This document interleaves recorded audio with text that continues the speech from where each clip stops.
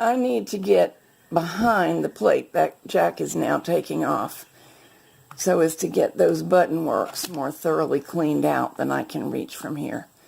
So he is showing you how we will manage that. Hopefully. Yeah. One way or another. Well, we'll get in there. We all know to look for the sproing factor. We do. On this particular model, and probably many of its sister models, the screws here are flathead screws. Some of the screws in the machine are cross point. They weren't consistent at all.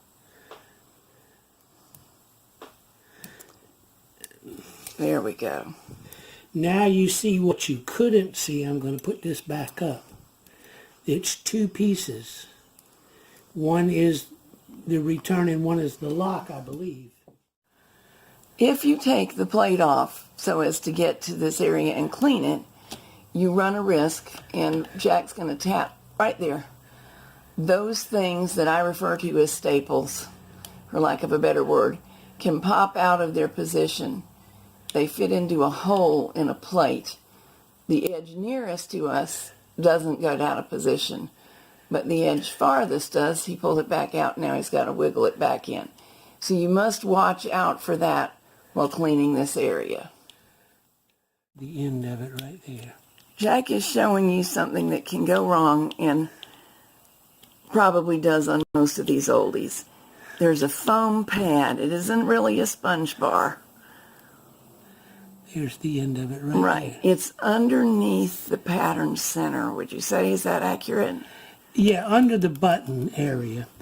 And when it gets cruddy, I'm afraid that's what's stopping these retainer pins from falling into place like this. Mine are not staying, my buttons, though we've cleaned them, are not staying depressed. Right. You can see the crud that it's leaving behind. Yeah, we got to clean that, and we got to find something to replace it. Ew! I just got a horrid look. There's what it... Plainly no longer a useful item. Now.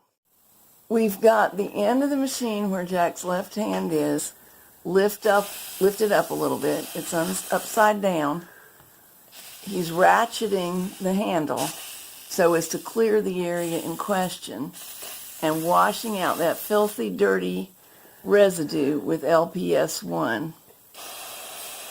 And are you following it with food grade? Is that what it is? Yeah, the food grade moves the material. I'm going to have to stand it up so that it'll flow underneath here.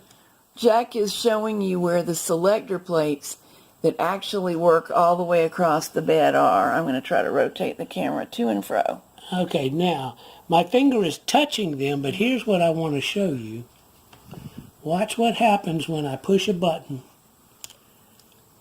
See it moving the selector plate down in this groove. Oh, that one stayed. But see it, watch, I'll do this one.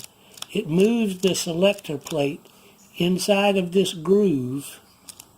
The selector plates run the entire distance of the machine, am I right? That is correct. So every time you push button 3, that's how they can select needle 3 across, is that they are getting the information right up here at the buttons. Yeah, see, if you'll notice, there's a slot here that moves that staple to one side, and that is moving the selector plate so that, okay, this is in the relaxed position, and it's moved that selector plate, so when you push the He's ratcheting in case it's hard to tell. Then that's what holds that plate out of the way. Now, if you push the ratchet, it's not going to touch any needles at all. Now number 6 is in, and it's moved the number 6 plate.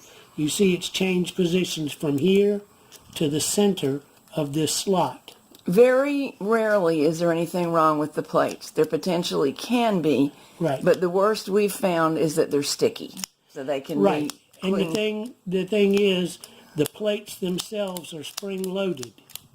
So it's just like if you were looking at your card reader There's a set of springs on the end That here. the more modern brothers have a Right. similar setup, right? Right. It's still the same selector plates.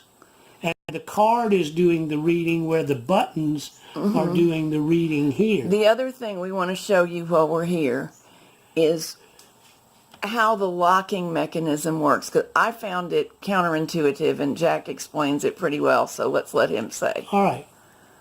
If there was a sponge bar in here, Not a sponge bar, but a sponge dampening thing. right, then it would have a little bit of pressure on this curved surface underneath here. So you have one of those clips in each pair is a staple. The other is a curvy thing. Right, and I'm going to pull one out so they can see. But Do not, by the way, pull them all out. We figured not. out this was a bad plan. But you see, when we cancel, look at what it does to this one. Remember, the green button cancels. See how it's moving that one out of the way. That allows the spring plate to let anything that's loaded this way pop back. So I'm going to load it by hand, moving that over. Now, you watch this move when we cancel it. So there's a slide plate underneath here that moves these guys. I'm going to pull one out so you can see, and I'm trying to hold the ratchet with my other hand. Well, it's leaning on one of my arms, and I held the other one with the camera, so we'll manage between us. This is what we're talking about. Would you lay it on your open hand? There's Yeah. too much of a confusion to look at. In There fact, we go. let me just put it, well, that's too dark. I'll hold it just like that. Getting a good look now. Right, Okay, you can okay. take it back from me. But here's the piece that you're going to see right there, Yeah. just like that. And this is down there, and the little dampener strip that isn't anything anymore puts a little pressure on that curved edge. So it wants to slide over, but it can't until this gives it a place to go. So that's how, and it does lock, and why my buttons are working but not locking. Right, and then it'll go right back, and I don't know if the camera can see, but there's a little hole right there for it. See where I just put the probe in? And removed a bunch of crud. We're still cleaning the... Ew!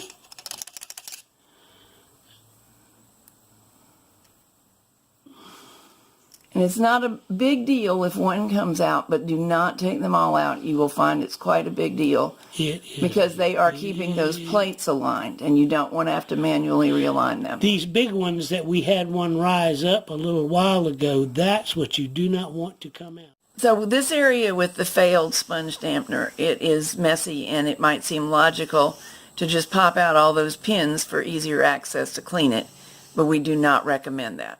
As soon as you've done all the cleaning that you can reach with the plate off, it's a smart idea to get it back on so it can retain the clips. They cannot rise up out of their slots once that bar is on. We've got the area cleaned out quite nicely, and now these are staying put till they're properly released. So I'm going to try knitting with it without replacing the dampener because we have not really found anything we agreed would be satisfactory. It may be that the action is a little less bouncy and charming, but it still works, and I could certainly live with that. If it doesn't work, I will go back in and think of something else. All right, here's what I was looking at, the distance. Let me flip it up so we can see, and I'll indicate. See, these holes for these pieces and for these pieces are all in the same line. So there's really nothing we can slip behind this that will go behind that and change its position outward. I believe that because of the eccentric design of that piece, that when it's laying down, the weight of that curved edge wants to fall down because it's the heavy part of that. And then little it was short rock. dismaying me. I said, the piece weighed the same before, but Jack explained that the sheer stickiness of the Yeah, damaged dampener might have been the problem. Well, we're in there. Fourth one. I can't quite reach it. There's a blob of crud on it. Got it.